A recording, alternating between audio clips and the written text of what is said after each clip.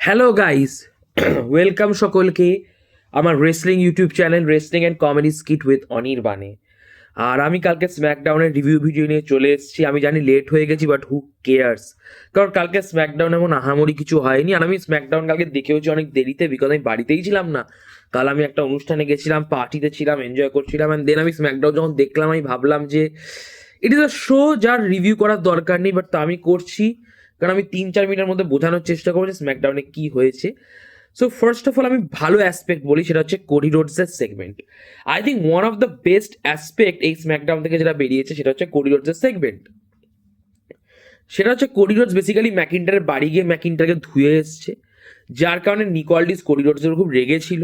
Cody Rhodes রিংয়ে এসে বলেছে নিকলডিসকে যে তুই কি করবি নিকলডিস।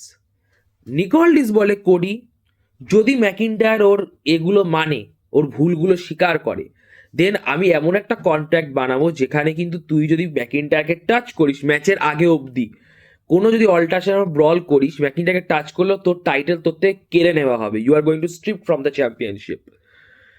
তো কোডি রোডস বলে ঠিক আছে, অসুবিধা নেই, আমি ম্যাকিন্টায়ারকে হাত তুলবো না। বাট দেন কোডি রোডস যেটা দেখায় না, একটা হিলিশ ভাব আছে কোডির মধ্যে, মানে কোডি নিজের একটা ডার্ক সাইড দেখাতে শুরু করে। কোডি বলে তুই ভুলে যাচ্ছিস তুই কার হয়ে সাথে কথা বলছিস নিকলডিস। তুই ভুলে যাচ্ছিস আমি কে। আমি রোমান রেইন্সকে হারিয়েছি, আমি জন সিনাকে হারিয়েছি, আমি 2 time royal rumble winner, king of the ring winner, ঠিক আছে, আমি ওয়ান অফ দ্য বেস্ট, আমি quarterback one. Then Cody Rhodes বলে যে আমি ডাব্লিউডাব্লিউ চ্যাম্পিয়ন, আর যতদিন এই টাইটেল আমার কাছে আছে ততদিন আমি ডাব্লিউডাব্লিউ ইউনিভার্সকে রিপ্রেজেন্ট করছি। এই টাইটেলটা তোর না নিকলডিস, এই টাইটেলটা ডাব্লিউডাব্লিউ না, এই টাইটেলটা হচ্ছে এই লোকেদের, ফ্যানেদের। আর আমি ফ্যানেদের রিপ্রেজেন্ট করছি। নিকলডিস, আমি তোর হয়ে কাজ করিস না, তুই আমার হয়ে কাজ করিস। ড্যাম, এটা বলে কোডি রোডস চলে যায়। So this is a segment যেটা একটা জিনিস ফিউল করছে। আইদার অনেক কিছু হতে পারে, either Cody Rhodes slowly heel হচ্ছে, নয়তো নিকলডিস হিলটার নিতে পারে। আর আমি দেখতে চাই as a bad general manager, আমরা অনেক দিন হয়ে গেল আমরা কোনো ইভিল জেনারেল ম্যানেজার দেখিনি। আমরা সবসময় এই ধরনের জিনিস খুব ভালোবাসি, যখন কোনো বস টাইপের জিনিস ইভিল হয়। বস অ্যাজ আ হিল বস, বসদেরকে হিলই মানায় বেশি, because they R boss. Vince ম্যাকম্যানের সময় মনে করে দেখুন, ভিন্স ম্যাকম্যান কটা টাইম ফেস ছিল? মেজরিটি অফ কেরিয়ার ভিন্স ম্যাকম্যান হিলই ছিল।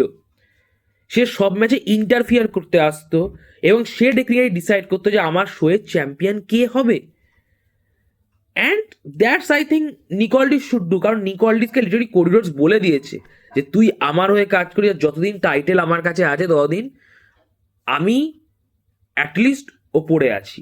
সো আই থিঙ্ক এইটার একটা রাগ হতে পারে নিকলডিসের, যে তুই টাইটেল নিয়ে এত মানে অহংকার জন্য টাইটেলে আমি নিয়ে নেবো। So I think Nick Aldis heel turn করতে পারে, বা কিছুই হয়তো হলো না, কোডি রিটার্ন করলো বা ম্যাকিন্টায়ার জিততে পারে, I don't know. Cody versus McIntyre হবে লাস্ট ম্যাচ, যেটা 3 স্টেজেস অফ হেল হবে।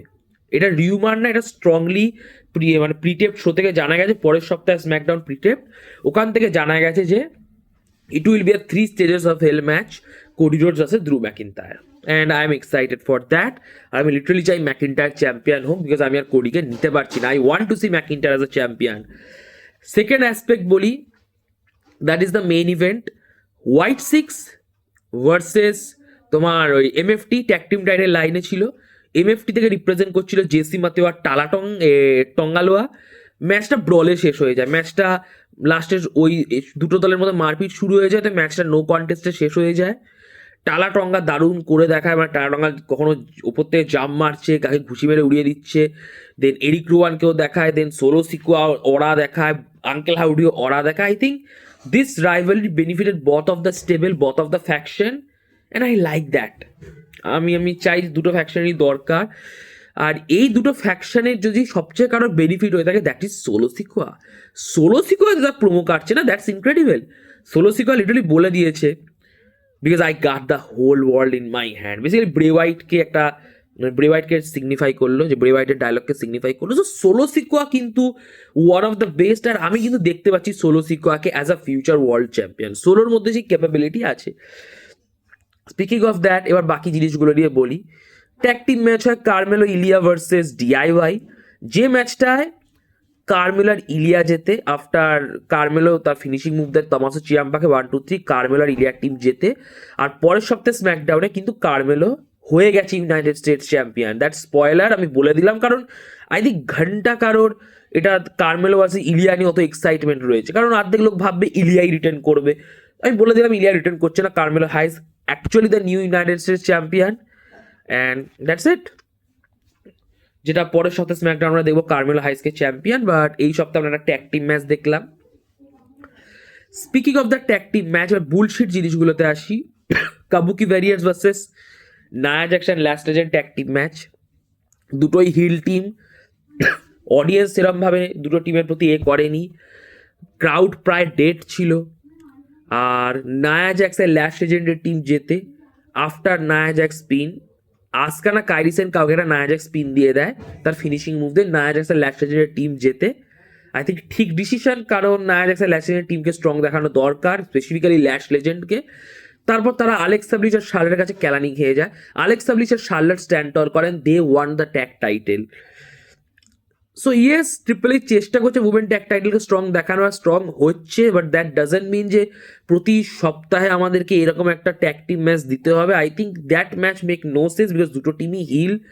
যদি সেন্সও করতে হয় দেন টাইটেলকে লাইনে দাও, then it will be sense, because দুটো হিলের মধ্যে ম্যাচ হচ্ছে, title on the line. Other than that I don't know. আর আমার ভালোও লাগেনি ম্যাচটা সেরকম। একটা আলবা ফায়ার ভার্সেস জুলিয়ার ম্যাচ হয়, যে ম্যাচটা আমার সেরকম ভালো লাগেনি। আর জুলিয়া ম্যাচটা যেতে আলবা ফায়ারকে হারিয়ে, জুলিয়ার finishing move horrible. Like if that's your finishing move, you are destined to be buried. জুলিয়ার finishing move absolutely horrendous finishing move.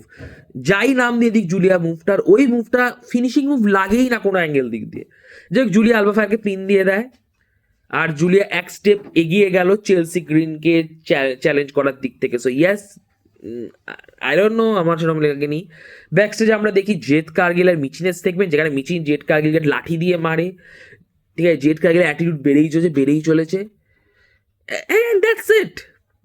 Like SmackDown এমন একটা শো যেটা না দেখলে কারোর কিছু যায় আসতো না, আমি না রিভিউ করলেও কিছু যায় আসতো না, বাট তো আমি রিভিউ করে দিলাম। আর যদি আপনাদের রিভিউ ভালো লাগে, ভিডিওটি লাইক করে দেবেন, ভিডিওটি রেসলিং বন্ধুবান্ধবের মধ্যে শেয়ার করবেন, আমার ইউটিউব চ্যানেলটি সাবস্ক্রাইব করবেন, কমেন্ট বক্সে কমেন্ট করে আপনারা অপিনিয়ন জানাবেন, নোটিফিকেশন মতো আমি ক্লিক করবেন, যাতে সময় মতো আপনারা ভিডিওর আপডেট পান। So like, share, subscribe, notification বোতামে ক্লিক আর কমেন্ট বক্সে কমেন্ট। নমস্কার।